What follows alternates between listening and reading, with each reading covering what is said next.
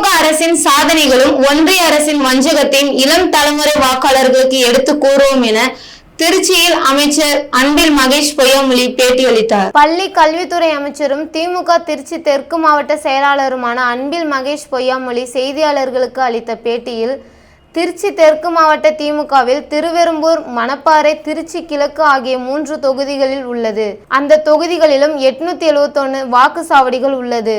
அந்த வாக்குச்சாவடிகள் நேரடியாக சென்று மக்களிடம் திமுக அரசின் திட்டங்கள் எடுத்து கூறுவது, ஒன்றிய அரசு தமிழ்நாட்டிற்கு செய்து வரும் வஞ்சகங்கள் எடுத்து கூறுவது, அதன் மூலம் ஓரணியில் தமிழ்நாடு என்கிற இந்த திட்டத்தில் மக்களை இணைப்பது மேற்கொள்ள உள்ளோம். மண், மொழி, மானம் காக்க தான் ஓரணியில் தமிழ்நாடு என்பது செயல்படுத்தப்பட உள்ளது. ஒன்றிய அரசின் மூலமாக வஞ்சிக்கப்படுகிறோம். தமிழ்நாட்டிற்கு வர வேண்டிய கல்வி நிதி, RDA நிதி வழங்கப்படாமல் உள்ளது போன்றவற்றை பொதுமக்களிடம் எடுத்து கூறுவோம். எதிர்கட்சியினர் வீடுகளாக இருந்தாலும் அவர்கள் வீட்டிற்கு சென்று அவர்களை சந்திப்போம். வாக்குச்சாவடியில் எவ்வளவு பேர் இருந்தாலும் அனைவரின் வீட்டிற்கு செல்லுவோம். ஓரணியில் தமிழர்களாக இணைப்பதுதான் முதல் இலக்கு. இரண்டாவது தான் விருப்பப்பட்டவர்களை கட்சியில் சேர்ப்பது. 18 முதல் 25 வயது உள்ள இளைஞர்களை சந்தித்து அவர்களுக்கு திமுக அரசின் சாதனைகளை எடுத்து கூறுவோம் என தெரிவித்தார். பேட்டியின் போது மாநகர கழக செயலாளர் மதிவாணன், மாவட்ட ஒன்றிய கழக நிர்வாகிகள் உடனிருந்தனர்.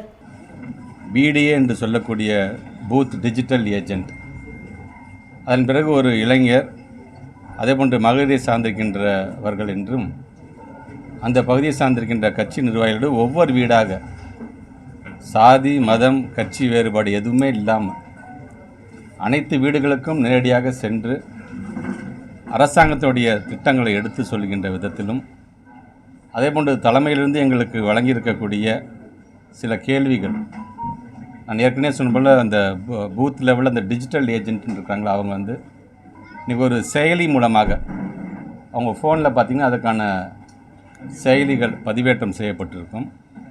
அது சார்ந்தும் கேள்விகள், குடும்பத் தலைவரிடம் 4 கேள்விகள், மற்ற குடும்ப உறுப்பினர்களிடம் 2 கேள்விகள் என்று இன்றைக்கு இருக்கின்ற அரசியல் நிலை சார்ந்து கேட்கப்படுகின்ற கேள்விகளுக்கு அவரிடம் பதில்களை பெற்று, அந்த பதில்கள் மூலமாக அவங்களுடைய ஃபோன் நம்பர் வாங்கி அதன் மூலமாக பெறுகின்ற ஜென்ரேட் ஆகக்கூடிய OTPயையும் நாங்கள் அதில் பதிவு செய்யும் பொழுது தான் முறையாக ஒரு வீட்டுக்கு நாங்கள் சென்றிருக்கிறோமா என்பதை கழகத்துடைய தலைவர் சென்னையிலிருந்தே கண்காணி